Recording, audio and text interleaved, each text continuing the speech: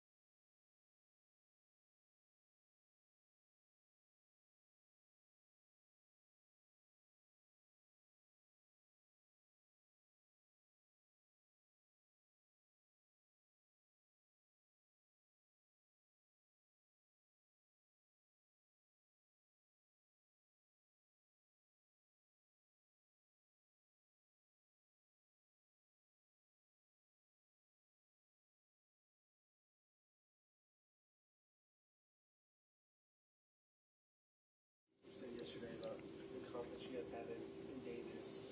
What are some things you've seen from him in your 1 year playing with him? Yeah, throws a good football. Been out here competing ever since I got with him in his team. Like I said, competitor, knows his offense very well, and throws a good football.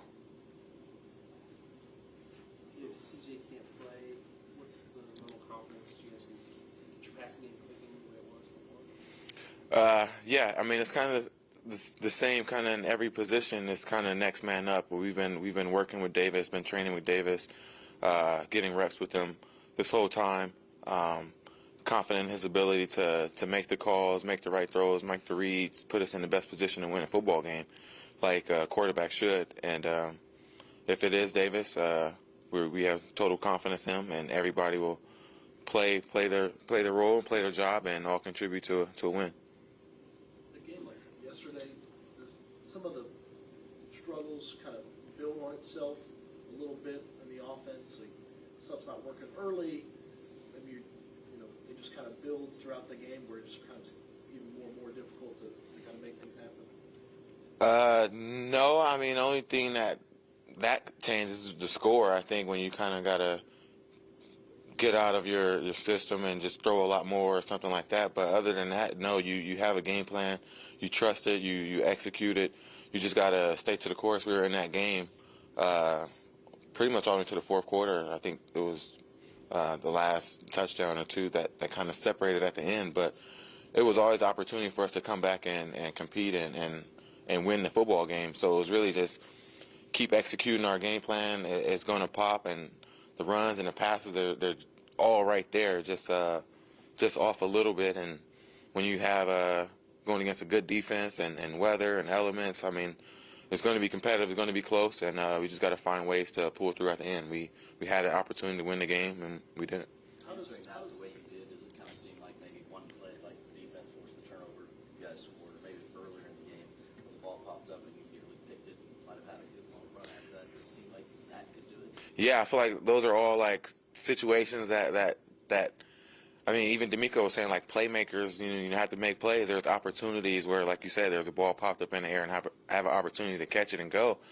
Like, these plays just have to be made for our team if we want to be at that high caliber of a team, playoffs, like these plays, especially at this point in the season. Like, we have to always be clicking, and when those opportunities are given, we have to capitalize. Does it feel like maybe as the wide receiver group, maybe we didn't have 5 yards of separation, but we have to make a play. Ball gets tipped, I got to catch it, or I got to push through, or DB pushing through me?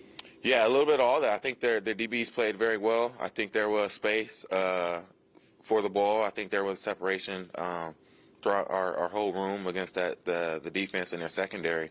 It's just when you play competitive, there is tight windows, contested catches that we got to have. There's tight windows where the ball got to be thrown in. Protection got to hold up just as long. I mean, there's aspects all around the field where everyone can tighten up in competitive situations. You have to be pretty much perfect.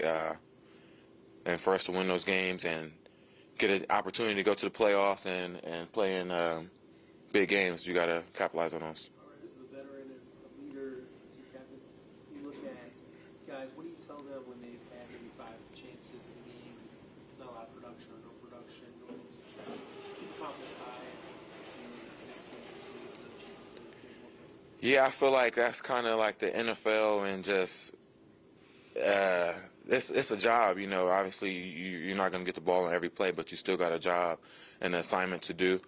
And as long as you're doing your job, you're creating separation, you're getting open, and you're defeating your blocks or defeating your man on defense. If you're executing, you stay the course. You keep your head down. You keep working. Keep getting the job done, and the ball will find you. Opportunities will come. Just be open and be ready. Last couple, guys. When Nico leaves the game, what does that change for you guys? Does somebody become Nico kind of the way you guys wanted to operate, or is it by committee to fill in for Nico? Like, what changes from maybe what you can allow to tell me in the game plan, this kind of conversation? Yeah, a little bit of all of that. Throughout the injuries, throughout the whole season, I think it's been very minimal games where we all have been up and available throughout the whole game. So there's always been a rotation and a committee of guys moving around, playing different positions. Just a committee trying to get the job done. Sheldon said that you guys aren't going to panic. It's just like you keep saying, execution. But it's really now just time to move on to the next game. How do you keep that, that kind of momentum, that kind of energy after a game like yesterday? Knowing who you are and knowing like the end goal and what you're really working towards. Obviously, like, it is a tough loss, but if you be critical and really like look at the film and study what happened, what went well, what went wrong, and really try to get better, there's still opportunities for us to win football games and perfect our game. Obviously, we don't have to be perfect right now, but just take it from a learning standpoint and on both sides, of offense and defense. It was a great learning experience for us to go out there and play against a good defense, offense who came in with a good game plan and found ways to get Garrett the ball and And I just feel like we all just got to just play better and study it and get better. And we have opportunity next week against Tennessee to improve. And that's all you can do is get better and better as the season goes on. And you want to be at your best at the end. You got a unique perspective. You were with Tennessee last year. I know it's a different team, but a lot of pieces still there. What can you tell us about that defense? What are some of the challenges? And what's it going to be like playing a former team? You've done it before, I imagine. What's all that about? Yeah, I think Coach Vrabel's going to have his guys fired up to play us. I know on the defensive side, he's going to have a great game plan for them to try to get after the ball, get after the quarterback, disrupt the run, and the timing. It's fun playing against old teams. Competitive, always want to get the win, and we'll see how it goes Sunday. Thank you. Appreciate it. Mm-hmm.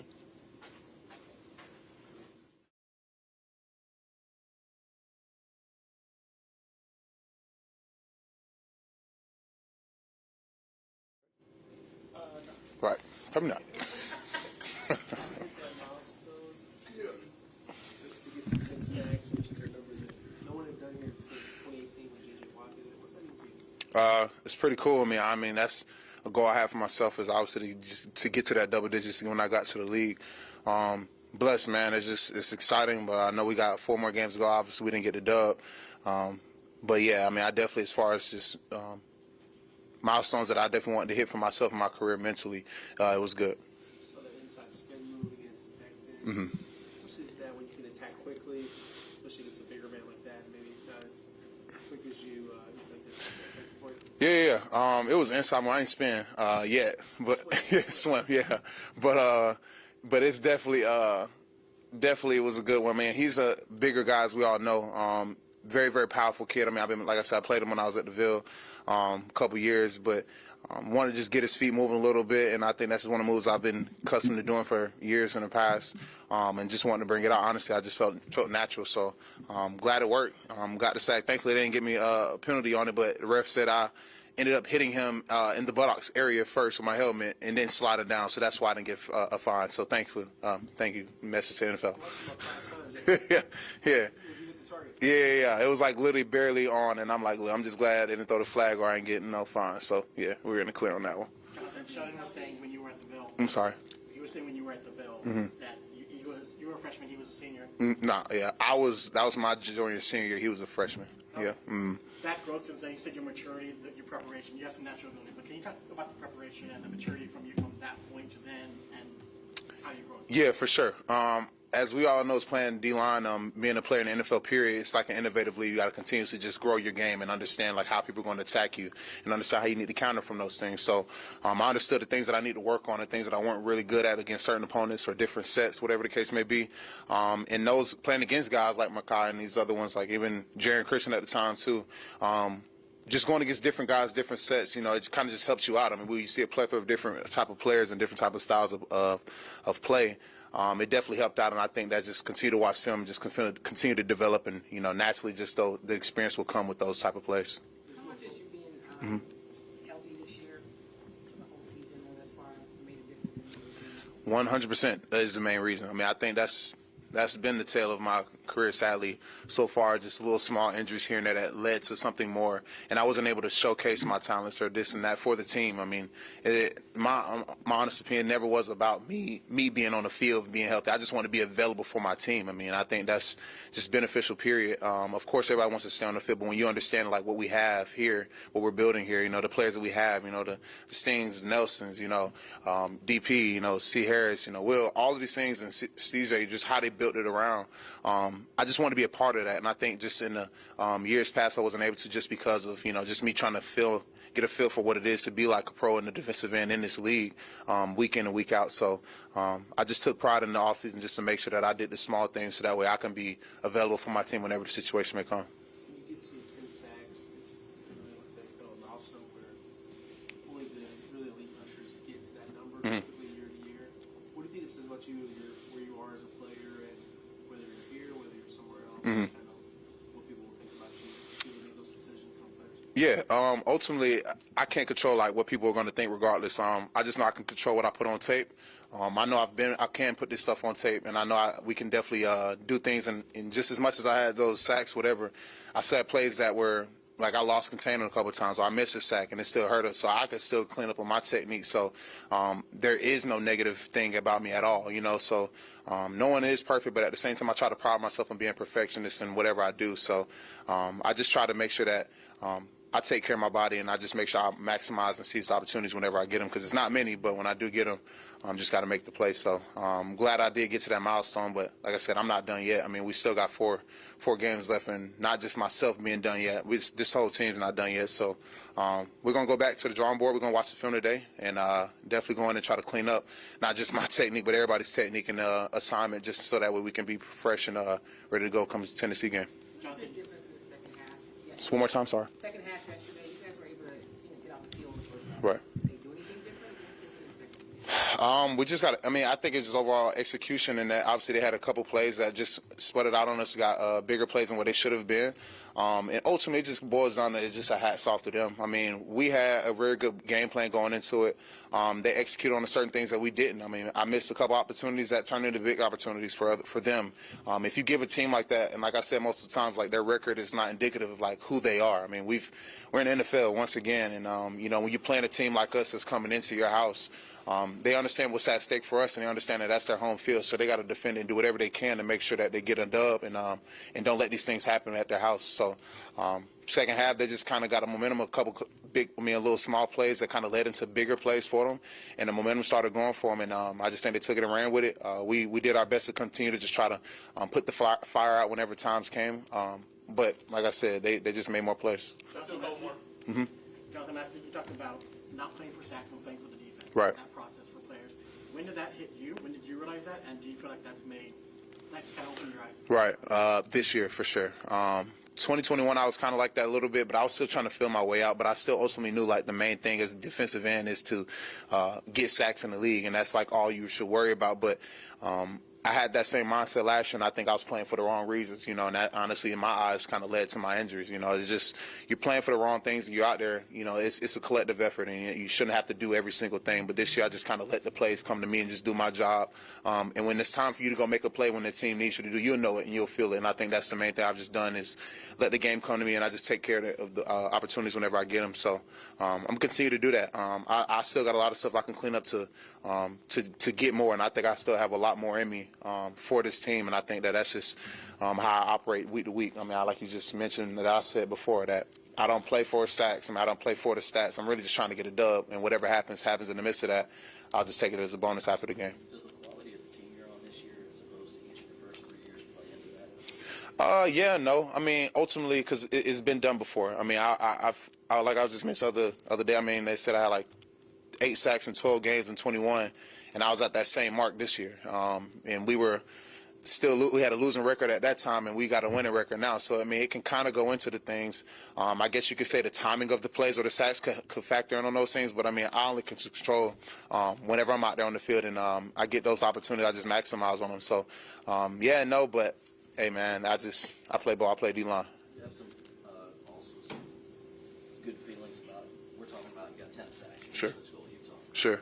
You've been excellent against the run Sure. all year. Right. It doesn't always go hand in hand. You take some pride in it. 100%. I mean, the run game is about a want-to thing, offense and defensive thing. That's the first thing I learned how to do and I was a linebacker and like growing up, middle linebacker all the time. So I always just wanted to go hunt for the football. But now once I made that transition to D-line a little bit with my junior year of high school, first thing we had to do was stop the run. I mean, I couldn't stop the run to save my life because I was such smaller than everybody. So I was like, you know what, I'm going to take pride in getting in the weight room and try to get a little stronger so these guys can't push me around. And I still take pride in that. I mean, you look at me still, people think that, I mean, just because I lost the weight, whatever case, and I look smaller than the freaks of nature that you got out here these days, they think they can just run the ball and do whatever they want. But, I mean, obviously it's a different story whenever you come out there. But in the same token, I mean, it's still hats off to them, to the guys that I play against. Much respect to them, but they just know it's not sweet over here, for sure. Automatic chip on your shoulder, just your size. Automatic. Every time. Like I said, I always been undersized a little bit. I always said, like, oh, you play D-line? Like, I still get it to this day. Like, people don't know, like, you play DN? Like, yeah, okay, cool. I mean, at the same time, you line it up, you'll see what's up. So I like myself against anybody. I just, at this point, it's just one of those things. I feel like I'm in a good groove, and I think overall it's going to translate eventually, and I think that we're going to bounce back this week for sure. We'll close with Kim. Do you share that kind of mindset with a guy, a young player like a Will? 100%. People outside may think he should have a lot of Right. All the time. I mean, no matter where you get drafted at, first round, first pick overall, third round. I was a third rounder. Ultimately, like, none of that matters anymore when you get to this league. I mean, if anything, that puts more of a chip on your shoulder and more of a target on your back to the other people whenever they're trying to go against you. So you have to have that mindset. As soon as you get complacent in this league, especially as a D lineman, somebody's hunting for you, man. And I think that's the main thing where I love that. I love the chase. I love the thrill for somebody to say, okay, well, I can go stop this guy this week. He ain't going to do that to me this week. Well, let's line it up and see. Like, that's just like my mindset about it. I'm always a laughing, giggly, friendly guy, but as we know, I mean, that switch changed on the field, but at the same time, it's just like, I think that's the MO period that we're trying to get here. It's like, yeah, you know, you've probably seen a different thing in the past about different players, whatever the case may be, the reputation we've had, but let's line it up now, and I think that's the main thing that we all trying to get that. We just trying to get that bad taste out of our mouth, and that's why we love opportunities like this week, because we get to change that narrative and take care of it ourselves. So let's strap it up. Thanks, JD. Appreciate y'all. Yeah, y'all have a good one. It's like 250